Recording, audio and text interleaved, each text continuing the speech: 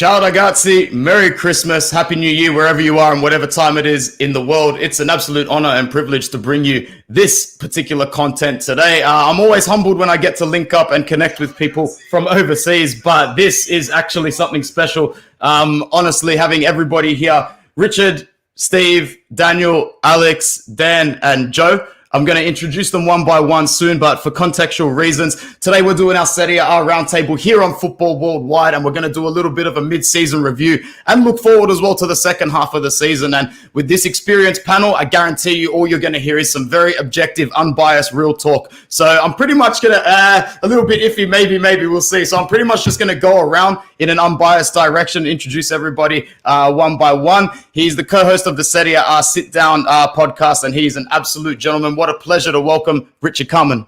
Behave. How you doing? Welcome. I'm glad to be in a room with all these guys. It's a nice group of guys I haven't got to talk to one-on-one in a while, so I'm happy in the room. So hope you've been well. Hope Merry Christmas for you, huh? Thank you, my man. Joining us as well to represent the Romanisti side of this podcast, it's Steve Schiavillo, more so better known for his amazing work at Chiesa.com. It's my pleasure to welcome him for the first time. Good to see you, sir. Yeah, thanks for having me on. Merry Christmas to everybody out there. Happy New Year. And I'm happy to be the Romanista representation with a great panel here. Absolutely. My friend Daniel Lucci, who's representing the Bianconeri side of things, is coming in. Also a great representative of the fantastic All Juve cast that Alberto heads. Thank you so much for joining us, Daniel. It's always a pleasure, my friend. Thank you. Thanks for having me. Again, I'm glad to be back, and hopefully everyone had a nice Christmas. Back to Serie A we go. The next face is a very familiar face and voice as well. He welcomes me on his Calcio Connection network a lot of the time, and I'm very thankful for that. He does a lot of radio work in the US and Miami. It's also always good to talk to Alex Donno. Welcome back. Oh, thank you for having me. It's an honor to be part of an esteemed panel like this. Even the Juventino to my right. It's an honor to be looking at all these beautiful faces, and I hope everyone has had happy holidays so far. Nice one, man.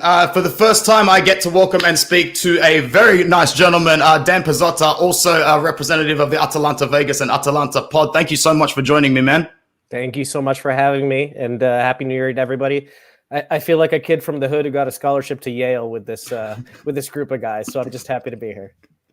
Nice one, bro. And for the first time, although it's been a long time coming, it's my pleasure to welcome from the Forza Napoli pod, Mr. Joe Fischetti. Thank you, man. Thank you. It's a pleasure. Like everyone said, it's a real honor to join this panel. So thank you for having me. No problem. Guys, in no particular bias order, it's definitely not because they're at the top of the league. It's just because I've got them written down first here. But Alex, I'm going straight to you for the first question. So today we're just going to go around and going around the table. I've got a couple of questions for these gentlemen. They are similar to an extent with their own personal little tweak based on how the season is going. But Alex, Inzaghi ball or Conte ball? What do you prefer, man? Because at the moment, things are going a little bit better than expected. All the new signings have been great. And I guess the last part of the question is the second star coming this season for Inter, man? How have you felt so far, and what's the expectation? I know these questions are hard, but look how many people are here. So you guys are going to get these quick questions at you. So make sure you're ready. Yeah, first of all, Inzaghi ball it's been a pleasure to watch, and he has exceeded my expectations so far. So many question marks coming in, the loss of Lukaku, the loss of Hakimi, and the loss of Antonio Conte, because we all know what an incredibly driven, results-oriented manager Antonio Conte is. So after those subtractions, I liked Inzaghi. I rated Inzaghi at Lazio. Obviously, I had no choice but to rate Inzaghi since I co-host Calcio Connection with a guy like Jerry Mancini, who it was Inzaghi this, Inzaghi that. So I had high expectations, but he has exceeded my expectations so far. As far as which I prefer, maybe it's because I've always been a counterculture type of guy. Inzaghi ball is definitely more aesthetically pleasing. It's a lot more possession-based. It's a lot more creativity-based. He gives his players the freedom to make their own choices, whereas Conte ball, it's him with the PlayStation controller on the sidelines, essentially.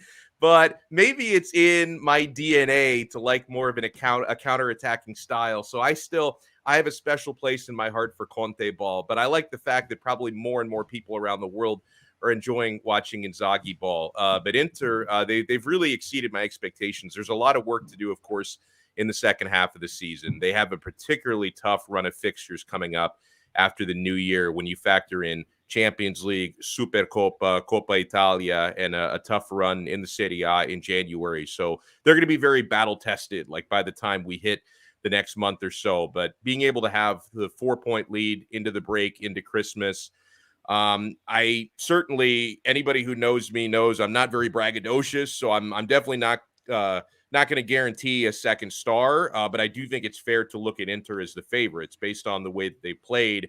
I think it's their Scudetto to lose.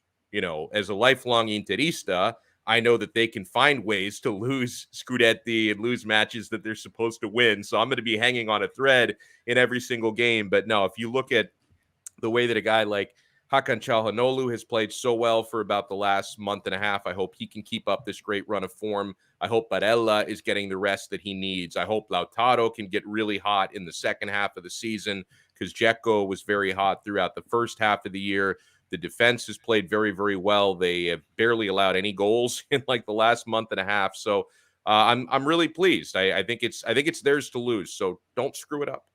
Yeah, absolutely, man. Thanks for that. Moving over to you, Mr. Lucci, at -12 from the top. Bro, this is not over from a long shot. I was not born yesterday. There is still a lot of football to be played. I know that you'll give it to me straight anyway. Is Allegri really the right man for the job after this first half of the season? And how do you honestly see the second half of the season going forward?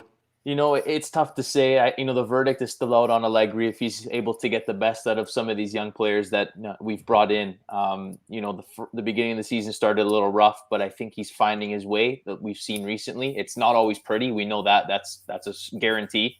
But like Alex said, Juve also have a tough schedule starting in January. So that's going to probably make it or break it. I'm still hoping for, top 3, top 4. I think the race is, like as Alex said, I think the race is Inter's to lose. So I just hope we can get some performances and some results. Yeah, absolutely, man. Joe, we're going to you next, man, for the Napoli side of things. It's peak Spalletti at the moment, bro. November, December, meltdowns and all. But to be honest, I'm still a big fan of the gentleman, the hipster gentleman that is Spalletti. I think he's going to do a good job for you guys come the end of the season. Plenty of talent in the squad, though. How are you feeling after the first half of the season, knowing that injuries did sort of limit you getting 3 points in a fair few of your later on fixtures? And how do you see the season ending for you guys? Is the Scudetto still a sort of just a dream, or is top 4 the be-all and only goal at the moment? Well, it's been a bit of an emotional ride for Napoli fans so far this season. After the hot start along with Milan, the goal changed. The goal initially was top 4, and that's exactly what you bring in Spalletti to do. He has a track record of achieving top 4, and everything was going well. Players were healthy, we were getting results. Then the injury bug hit like it did last season, and the goal now has changed. I think Scudetto is still, I would say, an outside goal. I think the first goal is to finish in the top 4. But like Alex said, Inter have a very difficult schedule to start the second half.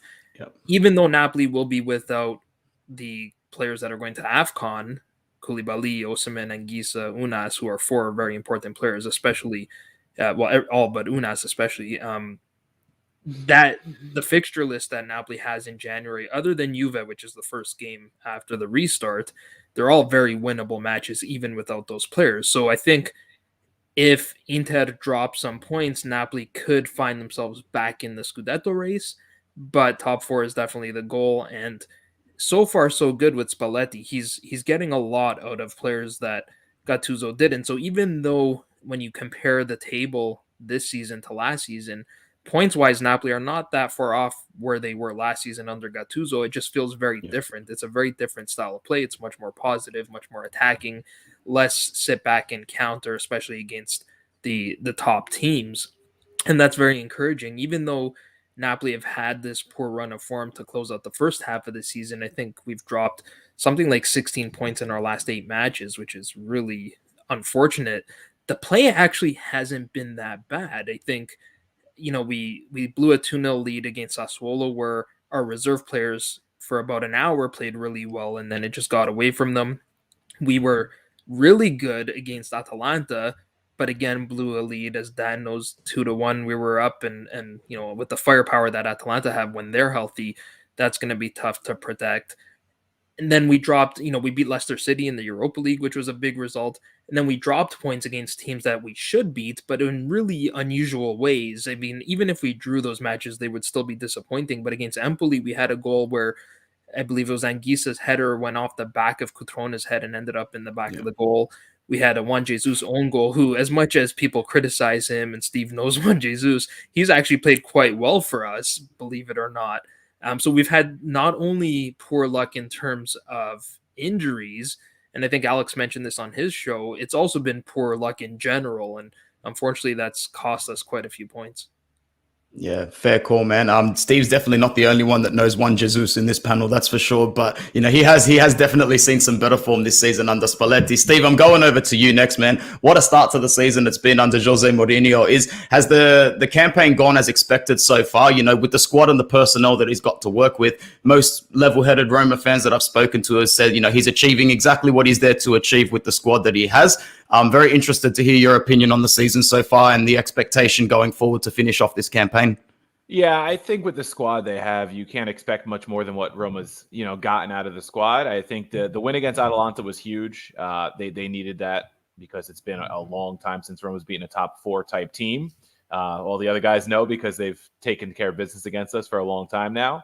But in most of the matches against those sides this year, Mourinho's kept the team in it with the way he's approach the matches. The Juve match was a tough loss because Juve scored earlier than went with that Allegri park the bus style. They played Napoli well 0-0. The only match I could really say they were outplayed handily was by Inter, who is, I agree, the best team in the league right now and the Scudetto favorite. So I can't be too upset. The disappointing part is when they go to Venezia and lose a match that they were up, and then right before the break, they followed up the win against Atalanta with a very disappointing result against Sampdoria. So it's those matches that are kind of holding them back from being a top 4 true contender right now. I do think, though, if they can come out of the break and get at least maybe 4 points out of the next 2, which is Milan and Juve, they could be right in the mix. But I expected some growing pains under Mourinho. I think some people came in with unreal expectations that he's Mourinho, he's a legend, he's going to fix things instantly, which was never going to be the case. Roma's had some bad luck, too, in the sense that they've had a lot of posts this year, especially Tammy Abraham. So if that luck starts to turn a little bit, the refereeing maybe being a little bit better in certain circumstances, because I think Roma's had some legitimate gripes in some matches in terms of, Pellegrini's second yellow to miss the derby and some other instances that maybe could have changed some of those matches. But, I think things are heading in the right direction. Mourinho needs time. He's going to need some reinforcements to play the way he wants to play. But I think the one thing I've been impressed with him is that he's been tactically, he adapted and switched to a back 3, which I didn't initially expect from him.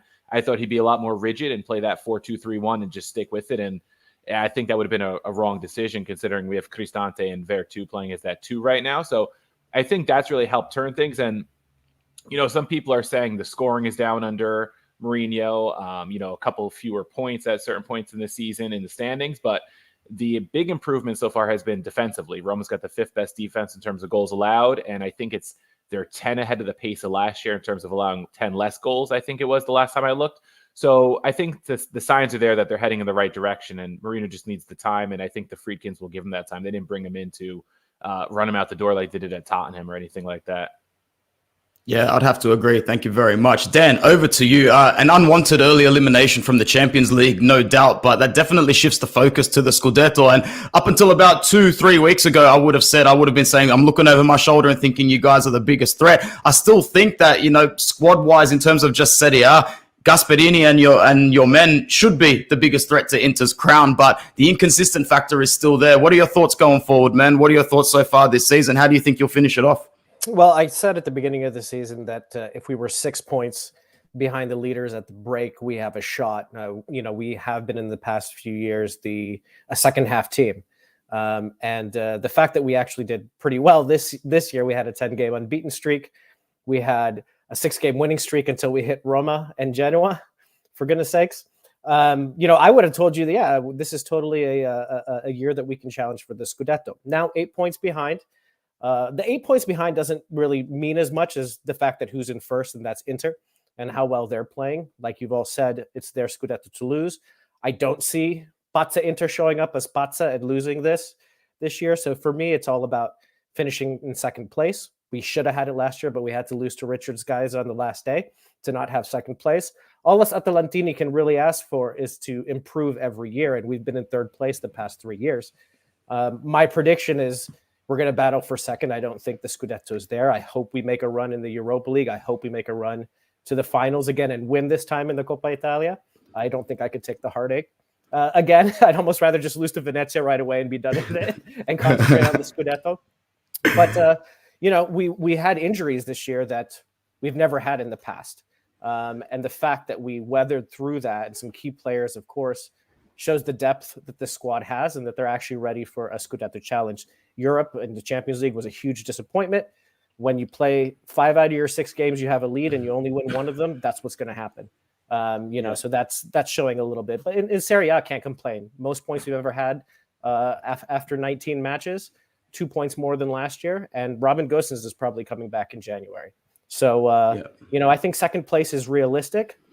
The Scudetto, I don't know. That's only if Inter really decides to take a dump. Yeah, fair call. Thanks, man. Going over to my friend Richard, I have 3 questions and all 3 of them are about Hakan, man. No, I'm just kidding. The start of the season was incredible. The slide, a little bit more inevitable, but at -4 at the moment, you still got to say that you're going for this crown, man, because you are Milan. There is no point saying anything else but it.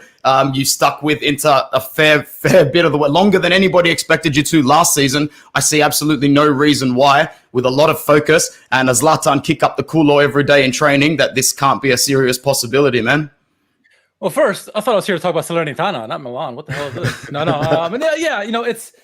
It's where I think we should have been all along is in the hunt for the Scudetto, right? Not many people gave Milan a chance. I know not many people picked Milan to win a title this year. I know I was, and it wasn't just because of bias, because of what they did last year, right? And they could only get better from what they did last year. Yeah, they struggled. They were winter champions, and then they blew it, right? But they started off the season well, and I think both Milan and Napoli had our injury crises, and we kind of went through that and battled through it. And Milan's starting to get healthy now, and so I think the ultimate goal is still Champions League, right? But I think Scudetto's right there too as well. If we can keep pace with Inter and hope that Inter, I agree with everybody here that Inter is their title to lose now. Inter, they're much stronger than I expected. Obviously they're reigning champions, but having a new manager, having all these pieces, having Hakan, it's going to hurt you would think, but it didn't, and it hasn't. So, we're still going to try to keep up with Inter, and if they can get results, it's going to be, January is a favorable month. Outside of Roma and Juventus, it's some winnable fixtures there, and so can they make up the ground on Inter? Can they, can Inter lose some points here during their tough stretch? That's going to be the question mark. And whether Milan or anybody else can keep up with Inter, that's going to be the question. But I think, Milan have a good chance to stay in the run a long time, bearing injuries. We saw what happened. Magnon was out for 2 months and a couple other guys. Can they get depth in January? We'll find out. But at the moment, I think it's still on course. 4 points is not that difficult. And obviously all these other teams behind that you got to worry about. It's going to be an interesting second half to the season. Yeah, absolutely, man. Thank you to the gentleman for that first round. We're going to focus a little bit on each other rather than ourselves in this next one. Alex, next question's coming to you. Out of the other 5 teams in the top 6, who is the biggest threat to Inter's crown and why? And after that, I'd like you to rank how you see the Serie A championship finishing in order from 1 to 6 at the end of the season. Yeah, it's I see multiple threats. I'd probably give the slight nod to Atalanta just based on how potent they can be and will be in scoring goals and coming up big. Listen, obviously I've got some personal feelings against Mr. Gasperini, but I respect the heck out of him with what he's done at Atalanta. So I'd probably go Atalanta as the biggest threat by a small margin.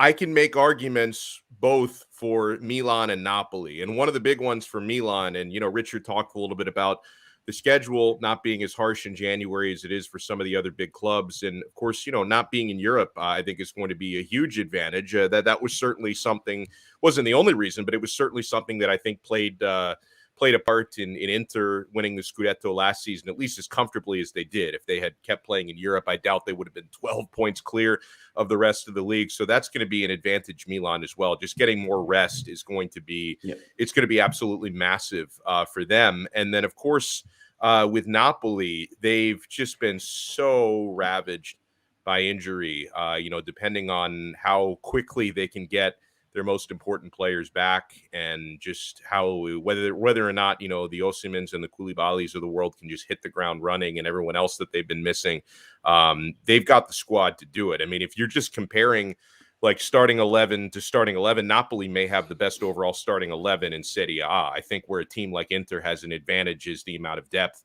that they have, and also whether you chalk it up to good luck or you chalk it up to, a training staff that's been successful. Inter, just for whatever reason, tend to suffer fewer injuries than clubs like Napoli and Milan do. So if that trend can continue, they're in good shape. I saw somebody bring up in the chat COVID. You could see that playing a big role in the second half as well, with the protocols the way that they are. I know that's been something that Napoli has been dealing with. I even started to see headlines over the last couple of days wondering if the January 6th, I think it is, meeting between Napoli and Juventus will even be played. So it's like all of a sudden this Omicron is so contagious that you may end up having teams potentially playing important matches without big-time players due to COVID. So that could play a factor in this as well. But yeah, I mean, I'm going to give the ever so slightest edge to Atalanta, but I very much see Milan and Napoli as threats as well. And I wonder if Juventus can get themselves back in it. I'm not going to completely count them out because 19 matches still left to play. It's a lot of season left to go. So as far as were you asking me, Anthony, do you want my top four, my top six? Top six would be very good, man. Sure. I mean, I'm going to go, and I hate doing this because I'm a tremendous mush. So by me saying this, you can almost guarantee Inter won't finish the job. But I'm going to go with Inter finishing atop the table. I'm going to go with Atalanta finishing second. I'm going to go Milan third, Napoli fourth. I'm going to go Juventus fifth. Roma 6. So that's going to be my top 6 in Serie A. Nice one. Thanks, man. Lucci, over to you. The January Mercato headlines are more so focused on Juve than any of the other big 6 teams this at the moment, probably for good reason. My question to you is you would deal with a lot of rumors day in, day out, but do any of these ones actually have any substance for you, man? If there are any of these rumors that are circulating for the January Mercato, can you pick one of them that you think is actually stuck to Juventus with some substance behind it? And also finish off with the same question as Alex. Can you rank your top 6 for the end of the season?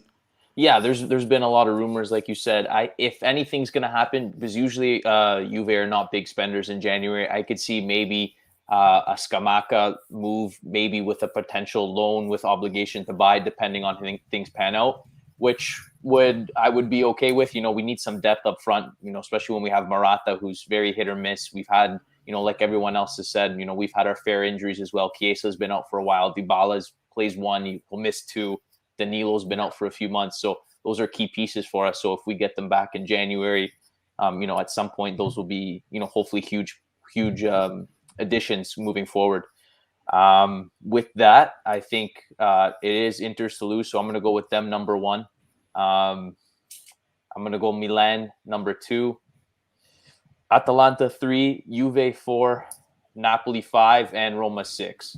That's awesome. I think so, yeah. Nice one, man. Joe, you're coming up next. It's been a good season for you guys squad-wise in terms of being able to identify players that are, were on the brink of are they good enough? But yes, they're definitely good enough, man. I'd really like to see you guys sign Anguissa permanently from Fulham at the end of the season. That would be fantastic. And for a club like Fulham, who, could use pennies and even more so than dollars, they'll want some money. And I think that you guys stand a really good chance. So my question for you is, who's been your best player this season for Napoli? And if you could choose one as your flop so far as well, and also finish off with your predictions for the top 6 for the rest of the season. Yeah, so that's actually a more difficult question than you might think, and it's partially because of all the players rotating in and out of the squad due to injury. I mean, at the way Osimhen started the year, he looked like the best number 9 in the league, one of the best number 9s in all of Europe. Anguissa, as you mentioned, has been, again, up until his injury, probably the best signing of the summer, right up there with Tammy Abraham, I would say, except he cost far less. And unfortunately, Napoli it's a loan with option to buy, so the price wouldn't be negotiated. It's already agreed upon. I think it was 12 to 15 million euros, which is probably a steal or looking like a steal at this point. You could throw Fabian Ruiz in the mix. He's been one of those players that you talk about Spalletti and the influence he's had on some of these players. He's moved Fabian into sort of a regista role, and he's really flourished in that position. Zielinski has had another strong season. even Mario Rui, who was kind of the laughing stock of amongst Napoli fans and many Serie A fans, has had a really strong year at left back. If I had to pick one of them, I'd go probably with Anguissa still, just because that was a position where we lacked size, and he gives you that size, that strength, but he's also a very technical player. He's always ranked amongst the top players in the league in terms of dribbles and things like that. And he's not much of a goal scorer, and if he could add that to his game, I think he would be world class. But if I'm not mistaken, he's Cameroon's captain as well. So I'd go with Anguissa. In terms of biggest flops, and I'll pick a player who is a very popular subject of conversation in the last week or so. I'm going to go with Lorenzo Insigne, who, after having probably his best season of his career at the age of 29 last season, he really has dropped off this season. And I won't get too much into the transfer talks with Toronto FC and all of that, or the rumors of joining Toronto FC, but his productivity has gone down. He's getting older. His body's starting to break down, which is, I think, something that happens a bit earlier for wingers, especially the way Napoli's wingers play, with how much they track back. So I'd say, as much as I love Insigne and he's one of my favorite players, I would probably call him my flop so far in the first half. In terms of rankings, I think I'm going to agree with Alex and Daniel and put Inter first. I agree it's theirs to lose with the lead they have and the squad depth that they have. After that, it's so difficult. I do think Milan is better this year than they were last year, and I think they're less likely to have that type of fallout that they had last season. So I'm going to put Milan second. I'm going to put Atalanta third. Again, also a very deep squad, and they always start slow and go on a tear after that. So I expect that to continue. I'm just going to reverse Daniel's rankings there, and I'll put Napoli fourth and Juve fifth. And then for sixth, with all due respect to Steve, I'm just to mix it up a little bit, I'm gonna throw Fiorentina in there just because I'm really impressed with Vincenzo Italiano there. It's a good shout. I'm not going to lie. It's still a good shout. Steve, moving on to you. I am extremely curious for what Jose Mourinho thinks are the most important positions for reinforcing. Now, we know he's not going to have a huge kitty in January, but come the end of the season, he probably will be able to get 2 or 3 players. What I want to know from you is, what do you think the 2 or 3 positions that Mourinho is going to target at the end of this season to reinforce the squad? And, of course, finish off with your top 6 predictions as well, mate. Yeah, so I mean, there's definitely positions they're going to target even in January on a budget. Maitland-Niles from Arsenal's already pretty much agreed to personal terms with Roma to be the backup right back for the most part, I think, is where he'll fill, because Rick Karsdorp has no cover right now. And Rick Karsdorp, props to him, has played very well after being written off a couple of seasons ago. But they're running him into the ground. So that's one reinforcement they're bringing in January already. Defensive midfield, though, is the big one. It's been talked about since the Xhaka rumors on the summer. That deal broke down. I wasn't disappointed Xhaka didn't arrive, but Mourinho needs a true defensive midfielder for his system to work the way he wants it to function, especially the 4-2-3-1, which I think is the end goal, is to revert back to that formation, whether it be this season or next. Roma's been linked to a few defensive midfielders in recent weeks. The most intriguing is probably Marseille's Kamara, who's a young, up-and-coming defensive midfielder for Marseille. If they can, find a way to finagle a deal with Marseille for him, it would be like a dream signing. I don't know if it can happen or not, but I know they have Paul Lopez and Cengiz Ünder, whose, obligations to buy come into play at the end of the season for 20 million euros. So maybe they could work something out there and fill that need sooner rather than later. But if it doesn't get filled in January, definitely defensive midfielder is number one. And then after that, it's interesting because, I feel like the lineup is pretty good in a lot of positions. I think maybe if they go back to a 4-2-3-1, maybe another winger, because Mkhitaryan's getting up there in age. Who knows if he's around another season? And then it's kind of just filling in the depth. Mourinho talks about all the time how all these teams have 2 players at every position. Almost every press conference he's been in before a big match. With Inter, if Dumfries is out, Darmian can fill in, he says, or if it's Juve, if Bonucci's out, they have De Ligt and whoever else. He does it every press conference. It's just hammering home his point that depth is needed. So I think he likes a lot of his starters, but I think he sees the need for stronger depth to fill in some of the positions where they're not so strong. Pellegrini's been out for over a month now, and they've missed his creativity a bit, his eye for a killer pass. Smalling missed a lot of time, and now he's back, and they're playing the 3-man back line. The defense looks a lot stronger with him, Mancini, and Ibanez. So it'll be interesting. It also depends, does the club have to sell to bring players in, which they've traditionally had to do? Then you might have to fill another position, if the Ibanez gets sacrificed or something like that. Yeah. In terms of the top 6, Inter, I think, is clear number 1 at this point. I think it's going to be hard for anybody to really challenge them based on the way they've been playing so far. But then, like Joe said, it gets very difficult after Inter. It's really, it could go any which way. In terms of number 2, I think I'm just going to tip Milan just because they're out of Europe at this point, and that was such an advantage for Inter last season. I think having a less congested calendar could really benefit them. I would probably go Atalanta 3 because, they've traditionally been in these mixes for the top 4 and been able to hang around and outperform some of the quote unquote bigger clubs. And I think they're built to do that again. I think bringing in Boga is a big reinforcement for them. I think that's a shiny new toy for Gasperini to play with. And I think he'll find ways to really utilize him. Number 4, I'd like to try to be optimistic. I don't think Roma's going to finish 4th. I think they'll be in the mix, hopefully. If this was about a week and a half from now after they play Milan and Juve, I might have a better idea of where Roma's going. But I guess if I had to pick a 4th right now, it's tough. You know what? Just because everybody's picking Roma 6, I'm going to go 4th.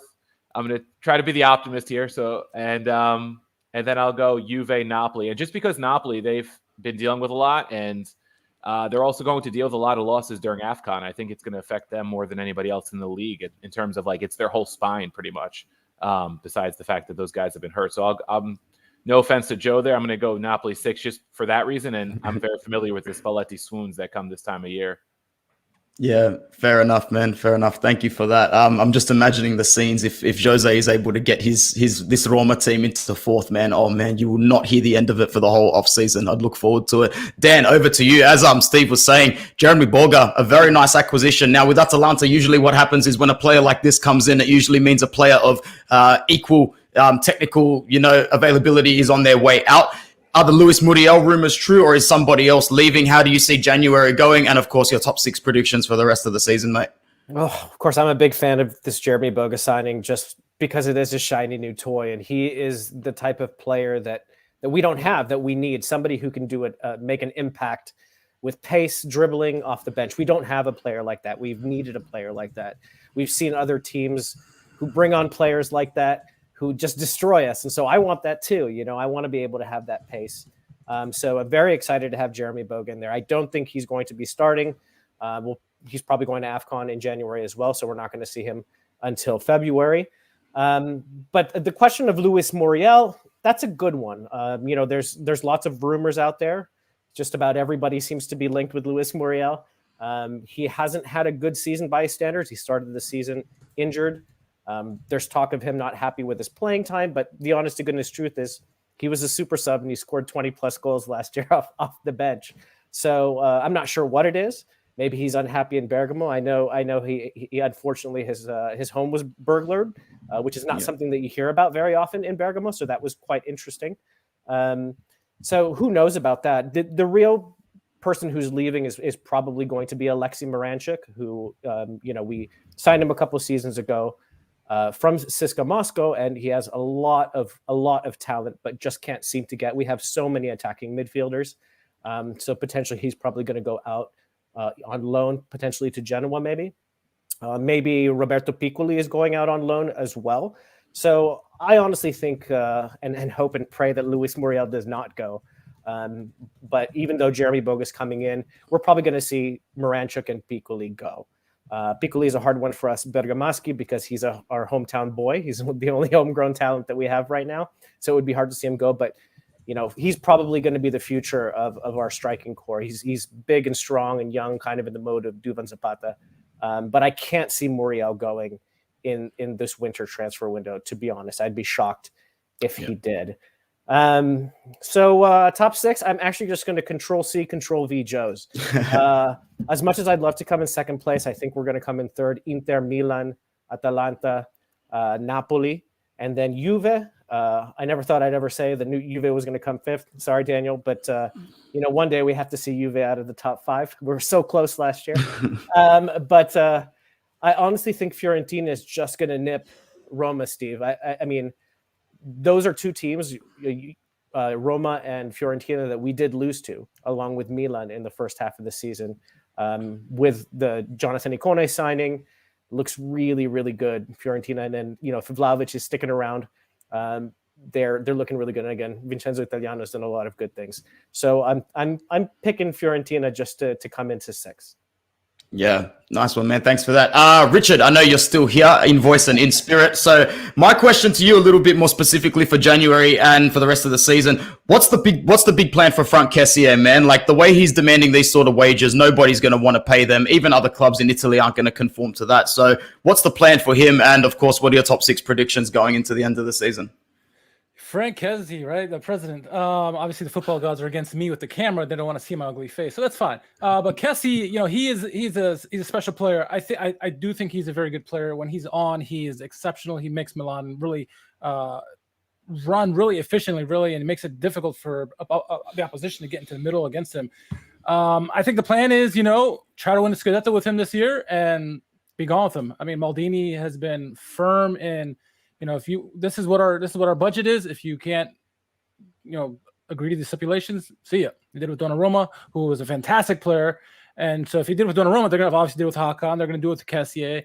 It's going to be the tradition going forward until they become a very stabilized club. And that's the ultimate goal for the team, is to be stabilized and profitable again. So that's the goal, is just try to keep him happy. He obviously likes being there. He obviously has friends in other teams like Hakan. But the goal is to try to win the Scudetto with him this year and then move on from him. Milan has obviously got a blessing with Tonali having a great season this year, really filling the boots nicely for some of the down games by Bennacer and Kessie this year. So, they feel comfortable with Tonali and Bennacer, and then even Pobega if they bring him back next year. I think Milan and the midfield are looking strong and are willing to let Kessie go for free because they feel that strong about their midfield and about the project. I think if the project wasn't that clear cut with them, and especially with the new stadium coming in, I think it'd be a different story. But I think Maldini is a man of his word, is going to stick to that mark. I think Kessie's worth the amount of money he wants, but I'm not Maldini, and it's probably a good reason I'm not Maldini. So I think they're just going to get rid of him. And top 6 predictions, I'm going to keep my top 6 predictions that I had at the start of the season. Milan 1, Inter 2, Atalanta, Napoli, Juve, Roma, Lazio, and Fiorentina just miss out in the top 6. So, or top 7, I guess. So, yeah, I'm going to stick with it, man. Man of my word. I've picked Milan from the beginning, so I'm going to stay with them despite Inter's strong case for a title repeat again. So. No, I absolutely love it, man. I'm very grateful to these gentlemen for joining me today. We've got one last round of questions, and it's going to be a fun one. I'm going to send them off with a goodbye as I say it as well.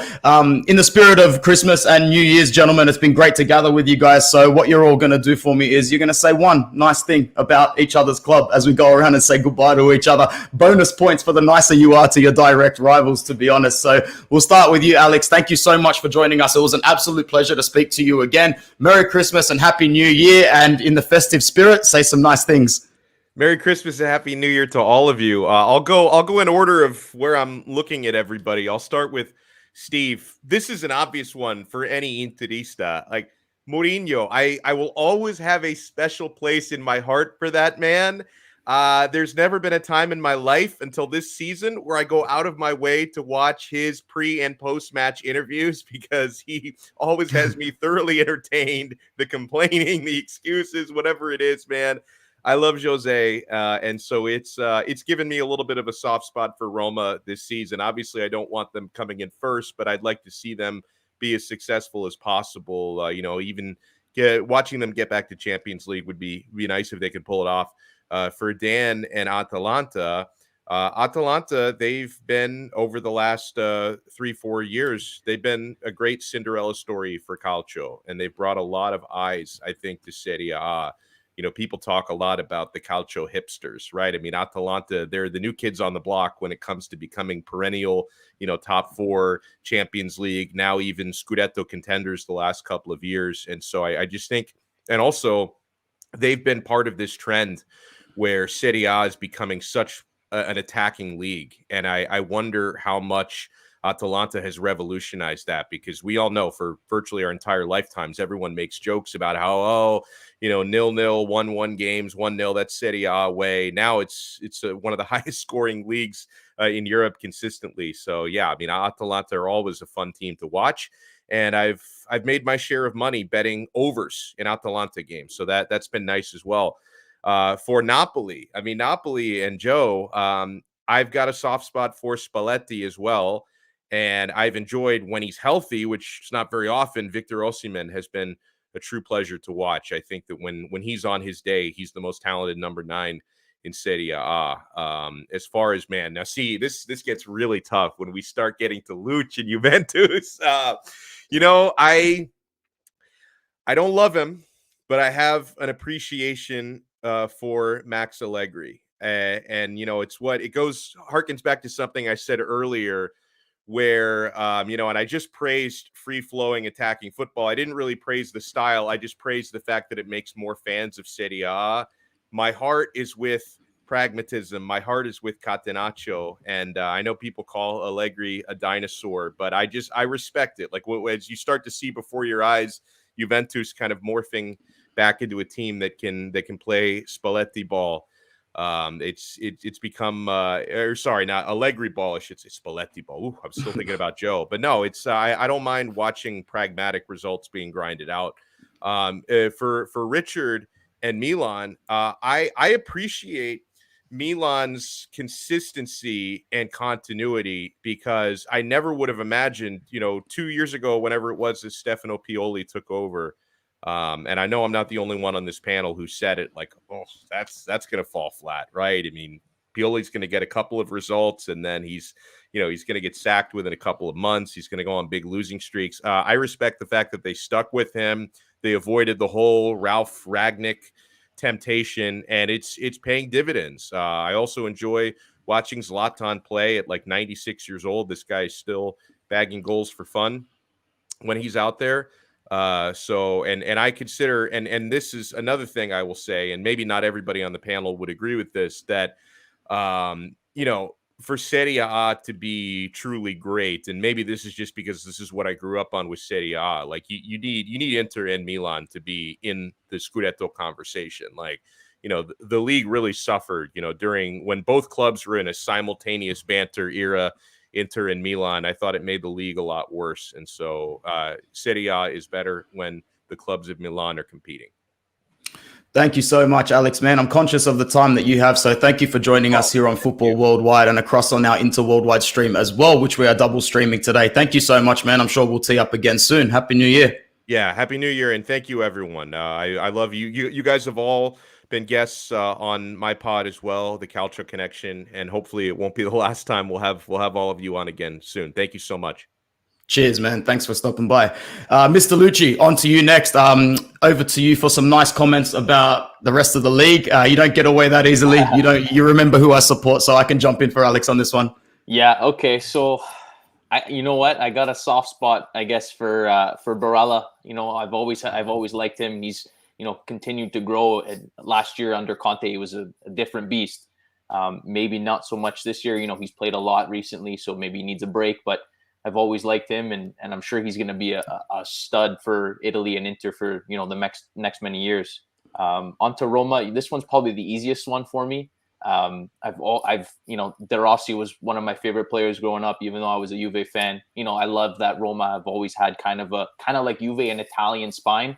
Totti, De Rossi. Now you go to Pellegrini, Mancini, Zaniolo, things like that. So I really respect that. Atalanta. You got to give credit to Gasperini, as much as he's a bit of a hard head. To put it nicely, he's continues to get results, and you got to respect that. Also, Matteo Pessina, I love that kid. He's looking to be a real great player. Over to Milan, I just because of Maldini, you got to respect what he's trying to do there, trying to instill the winning mentality into some of these young players, bring it back to Milan. I do agree that the league is more competitive when both Milan teams are fighting for top 3 to Scudetto. And Napoli, I don't know. Do I have to be nice? No, I'm just kidding. I do like Giovanni Di Lorenzo. He's he had a great summer and even a solid season last season, this season as well. They seem to play well as a team. With Koulibaly, he's one of the best in the world, so he deserves a lot of credit as well. So, I hope you don't finish top 4, but credit where credit's due, anyways. Yeah, thanks, Dan. And thanks for coming on to Football Worldwide today, bro. I really appreciate it. It's always good to tee up.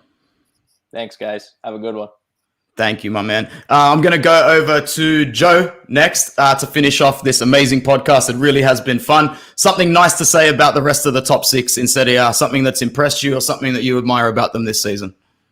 Absolutely. So again, with Inter, it's a couple of things. I mean, we mentioned the squad depth already, but I've also been impressed with the fact that Inter has been able to maintain this top position in the table, playing the same formation, but a completely different style of football between Conte and Inzaghi, and doing it while losing a couple of key players, obviously with Lukaku and Hakimi departing the club. So huge respect to Inter for maintaining that form. And a lot of that credit has to go to Beppe Marotta for the miracles that he pulled in the summer to be able to bring guys in. And then again, Inzaghi for getting the most out of them, like Dzeko, like Hakan. I'll just go in the order of the table, I guess, with Milan is next. For me, it's Stefano Pioli. I admit I was one of those people who thought he would eventually drop off, and it just never happened. And I think aside from qualifying for the Champions League, to me, the biggest accomplishment that Pioli has achieved so far is just the development of the young players, which there are many on Milan. You look at the season Leao was having before he got hurt, the start that Tonali had, Brahim, who up until recently he's dropped off a little bit, but was playing very, very well in the number 10, and Hakan really wasn't missed all that much. There's so many young players on this team, and I think Stefano Pioli is really getting the best out of them. And it also helps that I've mentioned this a few times in other shows, that there are only 4 teams that have the same manager now as they had at the end of last season, and Pioli is one of them. And I think that's huge for that young team to have that consistency and that extra, just another year under their belt in terms of experience and experience playing at the top of the table and competing for the Scudetto. Yeah. Next, I guess, would be Atalanta.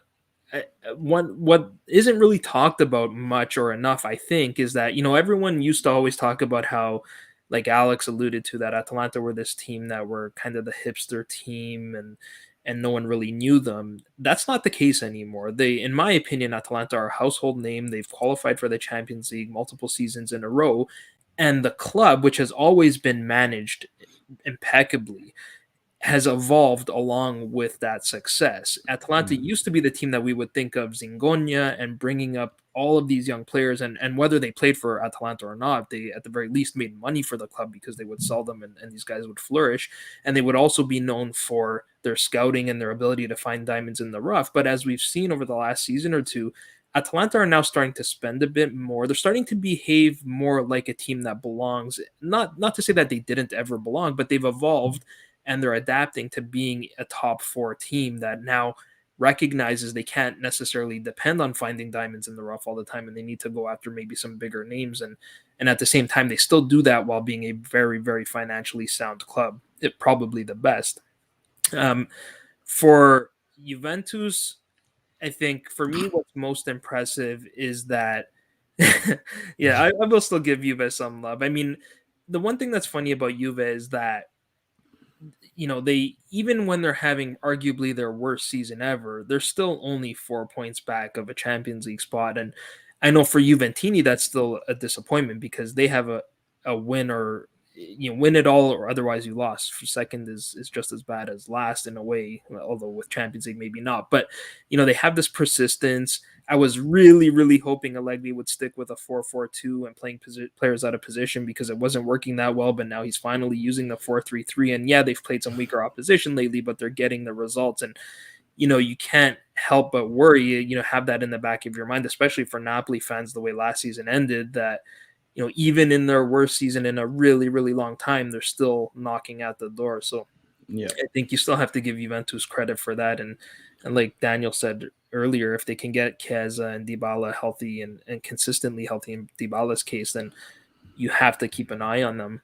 And then for Roma, everyone talks about Mourinho, and he kind of threw half of his squad under the bus, basically his entire reserve squad.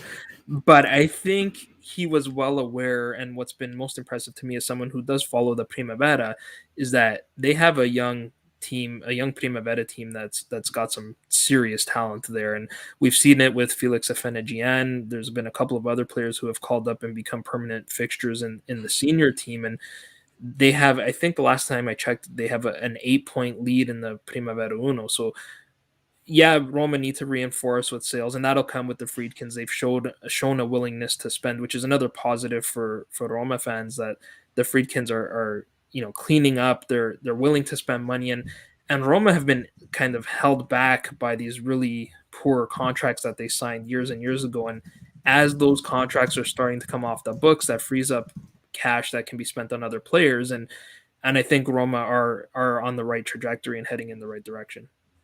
Yeah, well said, man. Thanks for that. Steve, going over to you for Roma. Speaking of that Primavera, man, I don't know if you know, but Aussie guys actually got a little bit happy because his name's Christian Volbato. He's one of your youth players as well. So we were very excited to see him get some minutes for Roma.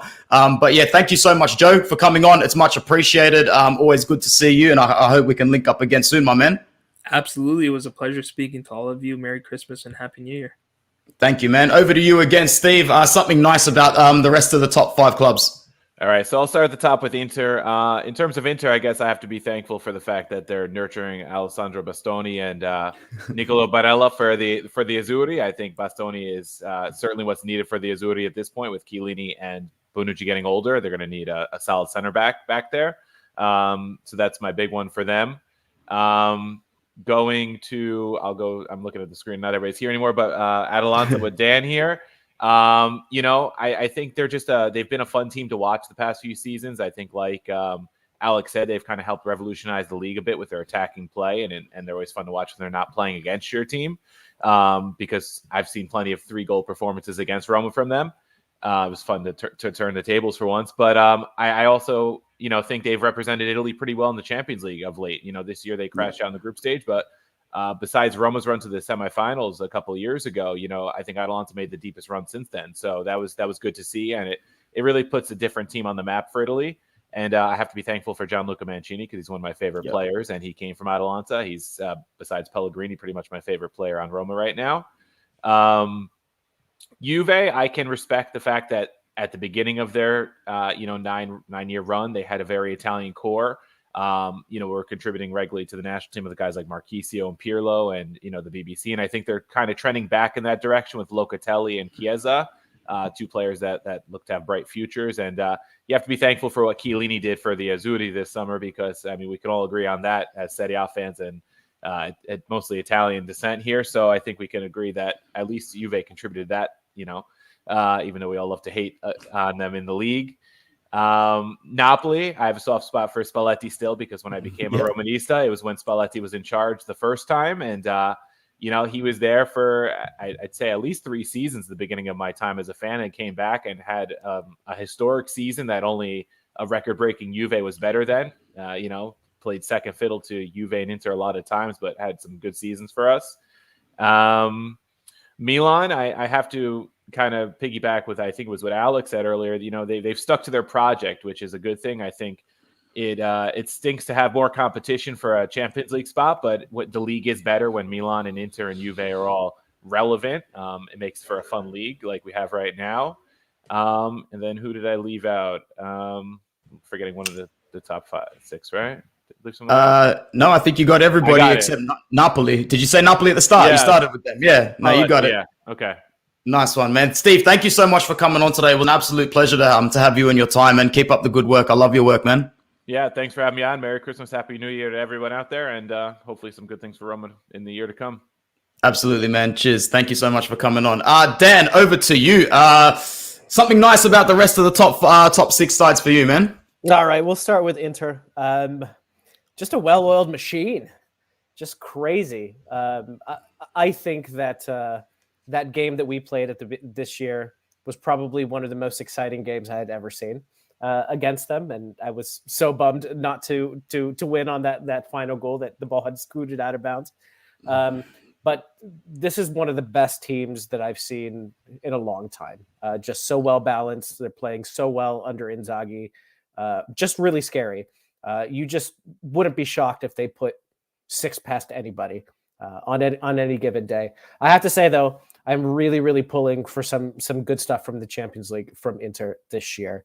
We'll go with Milan, since Richard's right here. We'll go across town, or not even across town, across the locker room. Gun to the head, if somebody said an Atalanta was gone and I had to pick a Milanese club, I would probably pick Milan, just because, I can't wear black and blue and have it be another team. So Milan always has had such a great history, and as a kid growing up in the 80s and the 90s, it was all about Milan and carrying, that Serie A banner. What a fantastic club. And even during their banter era, I mean, I even liked Kevin Constant. It was even during the bad years, they were extremely, extremely entertaining. And so as a Bergamasco kid, we are 100% Atalantini, but there's our neighbors right there. There's a lot of people in Bergamo who support some of the Milan clubs, especially when we were down in the lower divisions. For me, it was always Milan. I wanted to succeed over the other big clubs. So I think Maldini, as a legend, is doing great things with the project there, sticking to his guns. You stick it to Frank Kessie. He should have never left us. So the next would be Napoli. And I have to say, other than the fact that I think Joe is such a great and nice man, and I have a soft spot for Napoli because even though I'm from the north and my family's from the north, we need more representation from the south. And what's happening with Salernitana really, really sucks. We need to diversify this league. And Napoli is carrying that banner for the south, and I always want to see them succeed. That, and they also have a freaking amazing team. I thought that when they came up against us and they had 5 starters out, I thought we were just going to run over them, and boom, they proved us wrong. I'm glad we got 3 points out of that. So don't count out this Napoli team. I think they're very, very fun to watch under Spalletti. I love what they did under Gattuso as well, and I just want to see them keep on succeeding for the south of Italy. Next, we'll go to You've Roma. got Juve. Yeah, Juve. Juve I'll go with Juve. I'll go with Juve. This one's going to be a little bit harder, but I have to say Juve is probably the most generous team to Atalanta. I mean, they give us Christian Romero for peanuts, and we sell him for triple money in 1 year. Then they give us Mary Demerol. They took Dejan Kulusevski off of our hands. So, and they let us finally win in their own house after 30-something years. So I can't think of a team that is more generous to Atalanta. But I mean, what can you say about Juve? If it wasn't for them, I think they're the ones who started to model the modern clubs in Italy, having your own stadium, becoming a global brand, probably after Milan, but they've kind of modernized it. And while we make fun of them all the time and we all hate them, they really bring the league forward. And if they don't make the Champions League this year, it's going to be funny for 1 year, but it's good to have an important, a strong Juve team for Serie A. So I'll say that about Juve. And lastly, Roma. I'll say the same thing about Roma that I said about Milan. If Atalanta died and some Camorra guy put a gun to my head and said we have to support one club from the capital, I would have to pick Roma. Partly right now because of Mourinho, and I think he is freaking hilarious. But also because they have a great youth system. They have fantastic fans, a great history of great players who I absolutely adored, like Totti and De Rossi. And also they have great taste in center backs in Mancini and Ibanez. And I have to say, I'm so grateful that Ibanez is doing well because I really rated him at Atalanta and I was upset that he didn't get any time. And I'm not shocked that he is doing so well at Roma. So that's it. Happy Christmas and Happy New Year to everybody. Man, that was awesome. Thank you so much for coming on, Dan. I appreciate it, man. We'll link up again soon. Appreciate you guys. Take care, mate. Oh, wow. I started my streaming day with Richard. I'm going to finish my streaming day with Richard, and we're only half done. If anybody is watching this now, we've got 15 people still in the house. If you haven't subscribed to Serie A Sitdown, head over there because I'll be a very, very honored guest on Richard's show later on. But Richard, something nice to say about the other 5 clubs that we've spoken about today. Well, first off, my camera starts working again as soon as Alex Donno leaves. So I think he may be the issue. Yeah, good call. Let me go reverse order. Roma. I think, I've always been a big fan of Roma. Obviously, with Totti and Montella and Battistuta, all the great players that they had in their history. It's always been fun to watch them, and it's hard to watch. They've obviously had a tremendous mental block in the last recent years. And I last year I loved their midfield that they had, but they just couldn't get over that mental block. And Mourinho coming in was, I think, exactly what they needed. Shored up the defense, one of the top 5 defense in the league. They look better overall. It's a work in progress, but it's always going to be right. Next year is when Mourinho is going to really start challenging for Scudetto and top 4. Yeah. It was never going to be this year. Same thing with Maurizio Sarri. So I thought Mourinho coming to Roma was a great thing for them. I forget who mentioned, maybe it was Steve who mentioned that the Freakins will give him time. They should. Someone with his record, his track record, he need to give him time. And I think he's already starting to show what he can do with the team, with what not even his players. What can he do with his own players? That's when we'll really see next year. So he's been nothing but a blessing for them. Going to Juve. Juve. We've been enjoying the struggles so far, but I agree with Dan when he said that Juve not in the Champions League is bad for Serie A. Having a strong Inter, Milan, and Juve is strong is important for Serie A in Europe because those 3 teams carry some weight and teams tend to be intimidated those just because of the name alone, right? So not having them for Champions League, if they don't make it this year, it'll be a big loss. But I think people are making fun of Allegri because this is not a watered down version of what we saw from him. But he's slowly getting his team back into play, right? And they're starting to play Allegri ball a little bit. It's not pretty, which it never has been, but they're getting results. They're beating who they're supposed to be. And a lot of teams are not doing that.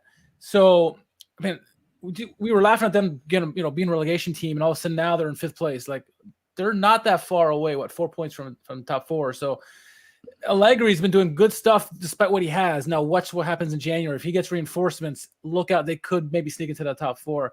And if he does, I think Allegri should get manager of the year for what he's done for this year. If Vincenzo Italiano doesn't win it. But, Allegri, I think, has been really good for the team. And Chiesa and Locatelli, I think, will flourish. And Bernardeschi as well. He's played better under him as well. So, and I'm just excited to see Moise Kean back, right?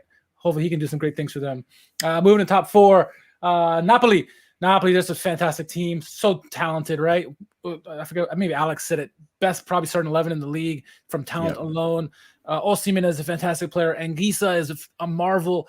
Fabian is ridiculous in that 6 role or the 8 role, whatever you want to call it. Koulibaly is just a world defender. It's just a great team in starting 11, and they got all the littles are so good. Usually teams that have little players don't tend to do as well, but, Politano, Insigne, Mertens, so on and so forth, they're all good. And it's just so fun to watch this team no matter what. As a neutral, I love watching Napoli. They're just so beautiful to watch. So I wish nothing for the best of luck for them. Atalanta, I agree, are probably one of the strongest threats in the league to win the title. We said that Atalanta, and Dan knows this, Atalanta struggled in the beginning of the season. They come on at the end, and they didn't struggle that much this first half of the season. They're only 6 points out of the top spot. Look out for them. They're going to go on a run because they've always focused on the Champions League to start the season. And this year they figured out a balance between the two.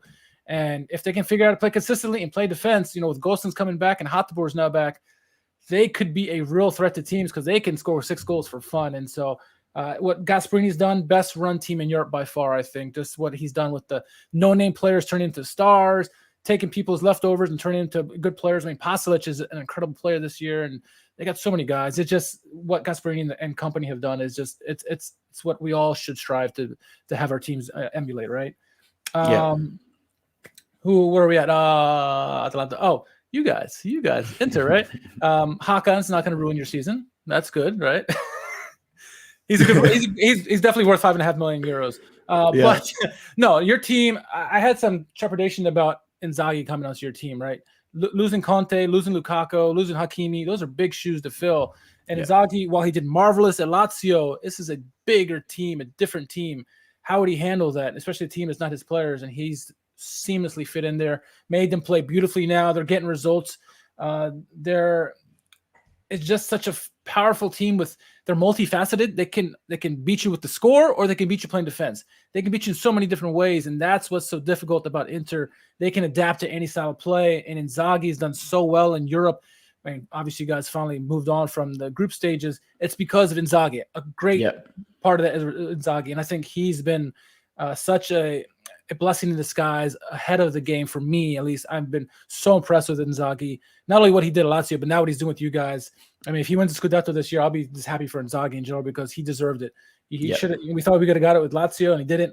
And he's just made your team such a difficult team to play with. And I think in Europe, you have a shot to go far, if not this year, next year. I think if you keep the same core players, I mean, look out.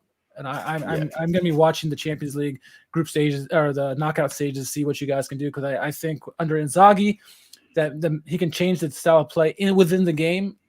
You guys have something special there.